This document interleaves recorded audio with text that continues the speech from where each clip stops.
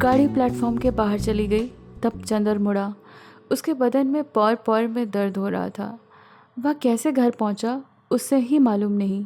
Hello दोस्तों, नमस्कार। स्वागत है आपका द ओल्ड स्ट्रीट में। आप सुन रहे हैं धर्मवीर भारती जी का प्रसिद्ध उपन्यास गुनाहों का देवता। ये वो लाइन है जहाँ पे मैंने पिछला पार्ट छोड़ा था और यहीं से कंटिन्यू करेंगे आगे का भाग। उम्मीद है ये उपन्यास मेरे साथ साथ आप सबको भी बहुत पसंद आ रहा हो। अगर आपने अभी इसके पुराने पार्ट नहीं सुने हैं तो द ओल्ड स्ट्रीट को सब्सक्राइब कर लें। यहाँ पे मिलेगा आपको सारे पुराने पार्ट और नए पार्ट का अपडेट भी, जैसे ही मैं नए पार्ट्स को अपलोड करती जाऊँगी। तो चलिए बिना आपका ज़्यादा समय लिए कहानी को शुरू करती हूँ। चंदर को हफ्ते भर तक होश ही नहीं था। शादी की दुनिया में से एक नशा था जिसके बल पर वह मशीन की तरह काम करता गया। शादी के बाद इतनी भयंकर थकावट उसकी नसों में कसक उठी कि उसका चलना फिरना मुश्किल हो गया था। वह अपने घर से होटल तक खाना खाने जा नहीं पाता था। बस पड़ा पड़ा सोता रहता। सुबह 9 बजे तक सोता, 5 बजे उठता, थोड़ी देर होटल में बैठकर फिर वापस आ जाता, चुपचाप छत पर लेटा रहता और फिर सो जाता। उसका मन एक उजड़े हुए नीर की तरह था जिसमें से विचार, अनुभूति, स्पंदन और रस के विहंगम कहीं दूर उड़ चुके थे। लगता था जैसे वह सब कुछ भूल गया है। सुधा, बिनती, पम्मी, डॉक्टर साहब, रिसर्च, थीसिस, सब कुछ। ये सब चीज़ें कभी भी उसके मन से में नाच जाती, लेकिन चंदर को ऐसा लगता था जैसे ऐसी ये किसी दूर की दुनिया की चीज़ें हैं जिसे वह भूल गया है, जो उसे के स्मृति पटल से ही मिट गई हैं। कोई ऐसी दुनिया जो कभी थी, कहीं थी, लेकिन किसी भयंकर जल प्रलय से उसका क्षण कण सब कुछ ध्वस्त हो गया है। उसकी दुनिया अपनी छत तक सीमित थी। छत के चारों ओर ऊंची दीवारें और उन चार दीवारियों से बंधे हुए आकाश के चकोर टुकड़े तक ही उसका मन की उड़ान बंद गई थी। उजला पाक था। पहले वह लुब्धक तारे की रोशनी देखता, फिर धीरे धीरे चांद की दुधिया रोशनी सफ़ेद कफन की तरह छा जाती और उसके मन में थके हुए स्वर जैसे चांदनी को ओढ़ता हुआ कहता, सो जा मुर्दे, सो जा। छठे दिन उसका मन कुछ ठीक हुआ। थकावट जो एक केचुल की तरह उस पर छाई हुई थी धीरे धीरे उतर गई और उसे लगा जैसे मन में कुछ टूटा सा दर्द कसक रहा है। यह दर्द क्यों है, कैसा है, यह उसका कुछ कारण समझ में नहीं आ रहा था। 5 बजे थे लेकिन धूप बिल्कुल नहीं थी। पीले उदास बादलों की एक छीनी सतह ने ढलते हुए आषाढ़ के सूरज को ढक लिया था। हवा में एक ठंडक आ गई थी। लगता था कि झोंके किसी वर्षा के देश से आ रहे हैं। वह उठा, नहाया और बिनती के घर चल पड़ा। डॉक्टर शुक्ला लॉन में हाथ में किताब लिए टहल रहे थे। 5 दिनों में जैसे वह बहुत बूढ़े हो गए थे। बहुत झुके हुए से, निस्तेज चेहरा, डबडबाई हुई आंखें और चाल में जैसे थकी उम्र आ गई हो। उन्होंने चंदर का स्वागत भी उस तरह नहीं किया जैसे वह पहले करते थे। सिर्फ इतना बोले, चंदर, 2 दफ़े ड्राइवर को भेजकर बुलाया था तो मालूम हुआ तुम सो रहे हो। अब अपना सामान यहीं ले आओ। और वह बैठकर किताब उलट पलट कर देखने लगे। अभी तक वे बूढ़े थे। उनका व्यक्तित्व तरुण था। आज लगता था जैसे उनके व्यक्तित्व पर झुर्रियाँ पड़ने लगी हैं। उसके व्यक्तित्व की कमर भी झुक गई है। चंदर कुछ नहीं बोला, चुपचाप खड़ा रहा। सामने आकाश पर एक अजीब सी जर्दी छा रही थी। डॉक्टर साहब ने किताब बंद की और बोले, सुना है कॉलेज के प्रिंसिपल आ रहे हैं। ज़रा जाऊं उनसे तुम्हारे बारे में बात कराऊं। तुम जाओ, सुधा का खत आया है बिनती के पास। बुआ जी हैं? चंदर ने पूछा। नहीं, आज ही सुबह तो गई। हम लोग कितना रोकते रहे लेकिन उन्हें कहीं और ही चैन नहीं पड़ता। बिनती को बड़ी मुश्किल से रोका मैंने और डॉक्टर साहब गैरेज की ओर चल पड़े। चंदर भीतर गया। सारा घर इतना सुनसान था, इतना भयंकर सन्नाटा कि चंदर के रोए रोए खड़े हो गए। शायद मौत के बाद का घर भी इतना नीरव और इतना भयानक नहीं लगता होगा जितना शादी के बाद का घर। सिर्फ रसोई से कुछ खटपट की आवाज़ आ रही थी। बिनती, चंदन ने पुकारा। बिनती चौके में थी। वह निकल आई। बिनती को देखते ही चंदर दंग रह गया। वह लड़की इतनी दुबली हो गई थी जैसे बीमार हो। रो रो कर उसकी आंखें सूज गई थी और होंठ मोटे हो गए थे। चंदर को देखते ही उसने कढ़ाई उतार कर नीचे रख दी और बिखरी हुई लटें सुधार कर आंचल ठीक कर कर बाहर निकल आई। कमरे से खींचकर एक चौकी आंगन में डाल दी। चंदर के बहुत उदास स्वर में बोली, बैठिए। घर कितना सूना लग रहा है बिनती, तुम अकेले कैसे रहती होगी? चंदर ने कहा। बिनती की आंखों में आंसू छलछला है। बिनती, रोती क्यों हो? छी, मुझे देखो, मैं कैसा पत्थर बन गया हूँ। क्यों, तुम तो इतनी अच्छी लड़की हो। चंदर ने बिनती के कंधे पर हाथ रखकर कहा। बिनती की आंखें आंसुओं से भरी हुई थी। बिनती ने आंसू भरी पलकें चंदर की ओर उठाई और बड़े ही कतार स्वर में बोली, आप देवता हो सकते हो, लेकिन हर एक तो देवता नहीं है। फिर आपने कहा था कि आप बराबर आएंगे, पिछले हफ्ते भी नहीं आए। यह भी नहीं सोचा कि हमारा क्या होगा। रोज़ सुबह शाम कोई आता तो हम दौड़ कर देखते कि आप आए हैं या नहीं। दीदी बस आपकी थी, बस उन तक आपका रिश्ता था। हम तो कोई है ही नहीं। नहीं बिनती, इतने थक गए थे कि हम कहीं जाने आने की हिम्मत ही नहीं पड़ती थी। बुआ जी को जाने क्या कह दिया तुमने, उन्हें रोक लेती। चंदन ने कहा। अरे वह थी तो रोने भी नहीं देती थी। मैं 2 दिन तक तो रोई ही नहीं, तो मुझ पर बिगड़ी और महाराजिन से बोली, हमने तो ऐसी लड़की ही नहीं देखी। बड़ी बहन का ब्याह होगा और मारे जलन के दिन रात आंसू बहा बहा कर अमंगल बनाती है। जब बखत आएगा तब शादी करा देंगे कि अभी से हम हाथ से निकाल दें। बिनती ने गहरी सांस लेकर कहा, आप समझ नहीं सकते ज़िंदगी कितनी ख़राब है। अब तो हमारी तबीयत होती है कि मर ही जाएं। अभी तक दीदी थी, सहारा दिए रहती थी, हिम्मत बंधाए रहती थी। अब तो कोई नहीं है हमारा। छी, ऐसी बातें नहीं करते बिनती, महीने भर में सुधा आ जाएगी। और माँ की बातों का क्या बुरा मानना। आप लड़की होते तो समझते चंदर बाबू, बिनती बोली और जाकर एक तश्तरी में नाश्ता ले आई। लो, दीदी कह गई थी कि चंदर के खाने पीने का ख्याल रखना, लेकिन यह किसको मालूम था कि दीदी के जाते ही गैर हो जाएंगे आप। नहीं बिनती, तुम गलत समझ रही हो। जाने क्यों एक अजीब सी खिन्नता मन में आ गई थी। कुछ करने की तबीयत ही नहीं होती थी। आज कुछ तबीयत ठीक हुई तो सबसे पहले तुम्हारे ही पास आया। बिनती, अब सुधा के बाद कौन है मेरा तुम्हारे सिवा? चंदन ने बहुत ही उदास स्वर में कहा। तभी ना, उस दिन मैं बुलाती रह गई और आप यहाँ गए वहाँ गए और आंखों से ओझल। मैं तो उसी दिन समझ लिया था कि अब पुराने चंदर बाबू बदल गए। बिनती ने रोते हुए कहा। चंदर का मन भर आया, गले में आंसू अटके थे, लेकिन आदमी की ज़िंदगी भी अजीब होती है। वह रो भी नहीं सकता था, माथे पर दुख की रेखा भी झलकने नहीं दे सकता था, इसलिए कि सामने कोई ऐसा था जो खुद दुखी था और सुधा की दाती होने के नाते बिनती को समझाना उसका पहला कर्तव्य था। बिनती ने आंसू रोकने के लिए वह खुद अपने आंसू पी गया और बिनती से बोला, लो तुम भी कुछ खा लो। बिनती ने मना किया तो उसने अपने हाथ से बिनती को खिला दिया। बिनती चुपचाप खाती रही और रह रह कर आंसू पोंछती रही। इतने में महाराजिन आई। बिनती ने चौके का काम समझा दिया और चंदर से बोली, चलिए ऊपर चले। चंदर ने चारों ओर देखा। घर का सन्नाटा बिल्कुल वैसा ही था। सहसा उसके मन में एक अजीब सी बात आई।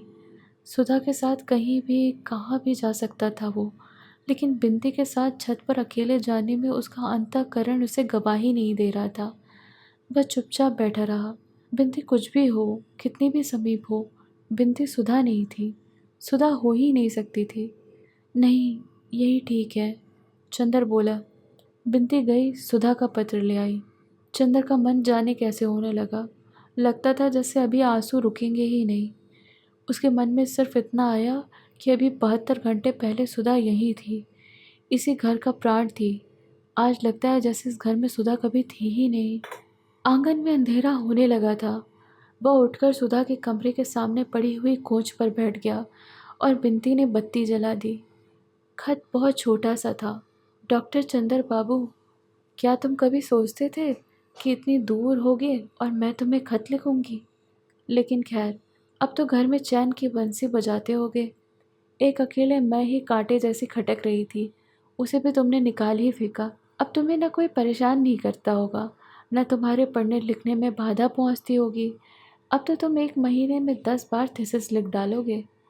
जहाँ दिन में 24 घंटे तुम आंखों के सामने रहते थे, वहाँ अब तुम्हारे बारे में एक शब्द सुनने के लिए तड़प उठती हूँ। कई दफ़े तबीयत आती है कि जैसे बिनती से तुम्हारे बारे में बात करती थी, वैसे ही इनसे, तुम्हारे मित्र से तुम्हारे बारे में बातें करूं। लेकिन ये तो जाने कैसी कैसी बातें करते हैं। और सब ठीक है, यहाँ बहुत आज़ादी है मुझे। माँ जी भी बहुत अच्छी है, पर्दा बिल्कुल नहीं कराती। अपने पूजा के सारे बर्तन पहले ही दिन हमसे मँजवाए। देखो, पापा का ध्यान रखना। और बिनती को जैसे मैं छोड़ आई थी उतनी ही मोटी रहे। मैं महीने भर बाद आकर तुम्ही से बिनती को वापस लूँगी, समझे? या ना करना कि मैं ना रहूँ तो मेरे बजाय बिनती को रुला रुला कर, कुढ़ा कुढ़ा कर मार डालूँ, जैसे कि तुम्हारी आदत है। चाय ज़्यादा मत पीना। खत का जवाब फ़ौरन। तुम्हारी सुधा। चंदन ने चिट्ठी एक बार पढ़ी, 2 बार पढ़ी और बार बार पढ़ता गया। हल्के हरे कागज़ पर छोटे छोटे काले अक्षर, जाने कैसे लग रहे थे, जाने क्या कह रहे थे। छोटे छोटे अर्थात उसमें अर्थ था जो शब्द से भी बहुत ज़्यादा गंभीर था। युगों पहले व्याकरणों ने उन शब्दों का अर्थ निश्चित किए थे। सुधा की कलम से जैसे उन शब्दों को एक नया अर्थ मिल गया था। चंदर बेसुध सा तन्मय होकर उस खत को बार बार पढ़ता गया। और किस समय वह छोटे छोटे से नादान अक्षर उसके हृदय के चारों ओर कवच जैसे बौद्धिकता और संतुलन के लौह पत्र को चीरकर अंदर बिध गए और हृदय की धड़कनों को मरोड़ना शुरू कर दिया। वह चंदर को खुद मालूम नहीं हुआ, और जब तक उसकी पलकों से एक गर्म आंसू खत पर नहीं टपक पड़ा। लेकिन उसने बिंदु से वह आंसू छुपा लिया और खत मोड़कर बिनती को दे दिया। बिनती ने खत लेकर रख लिया और बोली, अब चलिए खाना खा लीजिए। चंदर इनकार नहीं कर सका। महाराजिन ने थाली लगाई और बोली, भैया नीचे अबहिन आंगन धोआ जाई, आप जाए के ऊपर खा ले। चंदन को मजबूरन ऊपर जाना पड़ा। बिनती ने खाट बिछा दी, एक स्टूल डाल दिया, पानी रख दिया और नीचे थाली लाने चली गई। चंदर का मन भारी हो गया। यह वही जगह है, वही खाट है जिस पर शादी की रात वह सोया था। इसी के पैताने सुधा आकर बैठी थी, अपने नए सुहाग में लिपटी हुई सी। यहीं पर सुधा के आंसू गिरे थे। बिनती थाली लेकर आई और नीचे पंखा करने लगी। हमारी तबीयत तो है कि नहीं खाने की बिनती, चंदन ने भराए गले से कहा। अरे बिना खाए पिए कैसे काम चलेगा, और फिर आप ऐसे करेंगे तो हमारी क्या हालत होगी। दीदी के बाद और कौन सहारा है, खाइए। और बिनती ने अपने हाथ से एक कौर बनाकर चंदर को खिला दिया। चंदर खाने लगा। चंदर चुप था, वह जाने क्या सोच रहा था। बिनती चुपचाप बैठी पंखा झेल रही थी। क्या सोच रहे हैं आप, बिनती ने पूछा। कुछ नहीं, चंदर ने उतनी ही उदासी से कहा। नहीं बताइएगा, बिनती ने बड़े कतार स्वर में कहा। चंदर एक फीकी से मुस्कान के साथ बोला, बिनती अब तुम पर ध्यान ना रखा करो, तुम समझती नहीं बाद में कितनी तकलीफ़ होती है। सुधा ने क्या कर दिया है या वह खुद नहीं समझती। कौन नहीं समझता, बिनती एक गहरी सांस लेकर बोली। दीदी नहीं समझती या हम नहीं समझते, सब समझते हैं। लेकिन जाने मन कैसा पागल है कि सब कुछ समझकर भी धोखा खाता है। अरे दही तो खाई ही नहीं आपने। वह पूड़ी लाने चली गई। और इस तरह पुनः दिन कटने लगे।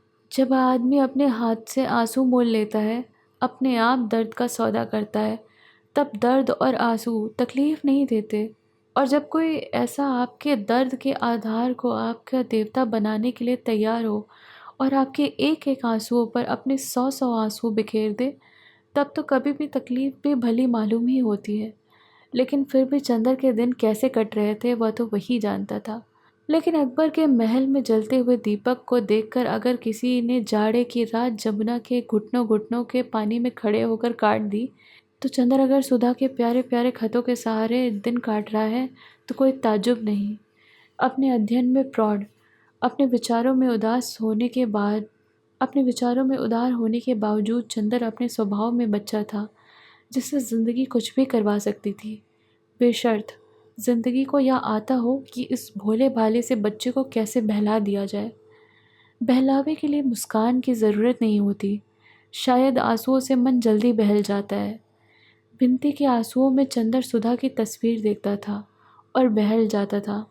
वह रोज़ शाम को आता और बिनती से सुधा की बातें करता, जाने कितनी बातें, जाने कैसी बातें, और बिनती के माध्यम से सुधा में डूब कर चला जाता था।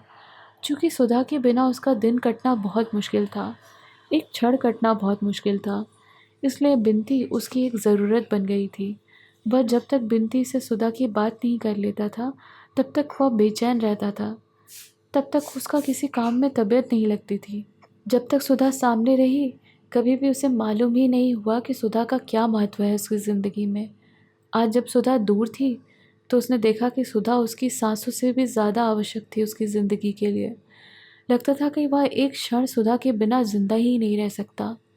सुधा के अभाव में बिनती के माध्यम से वह सुधा को ढूंढता था, और जैसे सूरज में डूब जाने के बाद चांद सूरज की रोशनी उधार लेकर रात को उजियारा देता है, उसी तरह बिनती सुधा की याद से चंदर के प्राणों में उजियारा बिखेरती रही। चंदर बिनती को इस तरह अपनी सांसों की छां में दुबकाए रहा, जैसे बिनती सुधा का ही स्पर्श हो, सुधा का प्यार हो।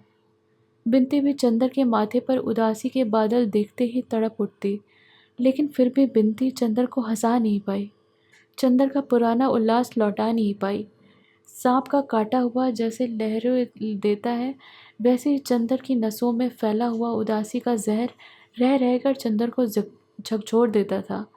उन दिनों 2-2, 3-3 दिन तक चंदर कुछ नहीं करता, बिनती के पास भी नहीं जाता, बिनती के आंसुओं की परवाह भी नहीं करता, खाना नहीं खाता और अपनी ज़िंदगी को जितनी भी तकलीफ़ हो सकती है देता था। फिर जो ही सुधा का कोई खत आता था, वह उसे चूम लेता था और फिर स्वस्थ हो जाता था। बिनती चाहे जो कर ले, जितना कर ले, लेकिन चंदर की इतनी भयानक उदासी की लहरों से चंदर को छीन नहीं पाई थी। चांद कितना कोशिश क्यों न कर ले, वह रात को कभी दिन नहीं बना सकता। लेकिन आदमी हंसता है, दुख दर्द सभी में आदमी हंसता है। जैसे हंसते हंसते आदमी की प्रसन्नता थक जाती है, वैसे ही कभी कभी रोते रोते आदमी की उदासी भी थक जाती है, और आदमी करवट बदलता है ताकि हंसी की छाँव में कुछ विश्राम करके वह आंसुओं की कड़ी धूप में चल सके। ऐसी एक सुबह थी, जबकि चंदर का उदास मन में आ रहा था कि वह थोड़ी देर हंस ले। बात यूँ हुई थी कि उसे शैली की एक कविता बहुत पसंद आई थी, जिसमें शैली ने भारतीय मलयज को संबोधन किया था। उसने अपनी शैल किटिक्ष का ग्रंथ उठाया और उसे खोला, तो वही आम के अचार के दाग सामने पड़ गए जो सुधा ने शरारतन डाले थे। बस वही शैली की कविता तो भूल गया, और उसे याद आ गई आम की फांकें और सुधा की शरारत बड़ी शोक आंखें। फिर तो एक के बाद एक दूसरी शरारतें प्राणों में उठ उठकर चंदर की नसों को गुदगुदाने लगी, और चंदर उस दिन जाने क्यों स्वयं ही हंसने के लिए व्याकुल उठा। उसे ऐसा लगा जैसे सुधा की वह दूरी, वह अलगाव सब कुछ झूठ है। सच तो वह है कि वह सुनहरे दिल थे जो सुधा के शरारतों की मुस्कुराहट में थे, सुधा के दुलार में जगमगाते थे। और कुछ भी हो जाए, सुधा उसके जीवन का एक ऐसा अमृत सत्य है जो कभी डगमगा नहीं सकता। अगर वह उदास होता है, दुखी होता है, तो वह गलत है। वह ही अपने आदर्श से छूटा बन रहा है, अपने ही सपने का अपमान कर रहा है। और उस दिन सुधा का खत भी आया, जिसमें सुधा ने साफ साफ तो नहीं पर इशारे में लिख दिया था कि वह चंदर के भरोसे ही किसी तरह दिन काट रही थी। उसने सुधा को एक पत्र लिखा, जिसमें वही शरारत, वही खींचने की बातें थी जो हमेशा सुधा से करता था, लेकिन जिससे वह पिछले 3 महीने में भूल गया था। उसके बाद वह बिनती के यहाँ गया। बिनती अपनी धोती में क्रोशिया की बेल टाक रही थी। ले गिलहरी, तेरी दीदी का खत, लाओ मिठाई खिलाओ। हम काहे को खिलाएं, आप खिलाइए जो खिले पड़े हैं आज, बिनती बोली। हम क्यों खिलाएं? यहाँ तो सुधा का नाम सुनते ही तबीयत कुड़ जाती है। अरे चलिए, आपका घर मेरा देखा है, मुझे नहीं बना सकते आप? बिनती ने मुंह चढ़ाकर कहा। आज बड़े खुश हो? हाँ बिनती। एक गहरी सांस लेकर चंदर चुप हो गया। कभी कभी उदासी भी थक जाती है, और मुंह झुकाकर बैठ गया। क्यों, क्या हुआ? बिनती ने चंदर की बाह में सुई चुभो दी। चंदर चौंक उठा। हमारी शक्ल देखते ही आपके चेहरे पर मुर्रम छा जाता है। अजी नहीं, आपका मुखमंडल देखकर तो आकाश में चंद्रमा भी लज्जित हो जाता है, श्रीमती बिनती विदुषी। चंदर ने हंसकर कहा। आज चंदर बहुत खुश था। बिनती लजा गई, और फिर उसके गालों में फूल के कटोरे खिल गए, और उसने चंदर के कंधे पर फिर से सुई चुभा दी। आपको एक बड़े मज़े की बात बतानी है आज। क्या? फिर हंसिएगा मत और चढ़ाइएगा नहीं, बिनती बोली। कुछ तेरे ब्याह की बात होगी। चंदन ने कहा, नहीं ब्याह की बात नहीं, प्रेम की बात।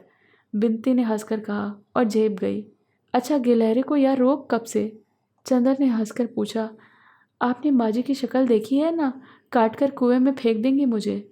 अब क्या करे, कोई सिर पर प्रेम मढ़ ही दे तो। बिनती ने बड़े आत्मविश्वास से कहा। थी बड़े खुले स्वभाव की लड़की। आखिर कौन अभागा है वह, ज़रा नाम तो सुने। चंदन ने बोला, हमारे महाकवि मास्टर साहब।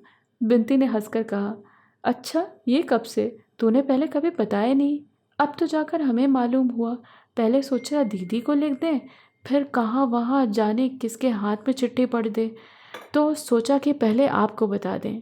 अरे हुआ क्या आखिर? चंदन ने पूछा। और इसके आगे की कहानी सुनेंगे हम गुनाहों के देवता के अगले पार्ट में। तब तक के लिए अपना ख्याल रखें, खुश रहें, और चैनल को अगर आपने अभी सब्सक्राइब नहीं किया है तो प्लीज़ चैनल को सब्सक्राइब कर लें। मिलते हैं बहुत ही जल्द उपन्यास के अगले भाग में।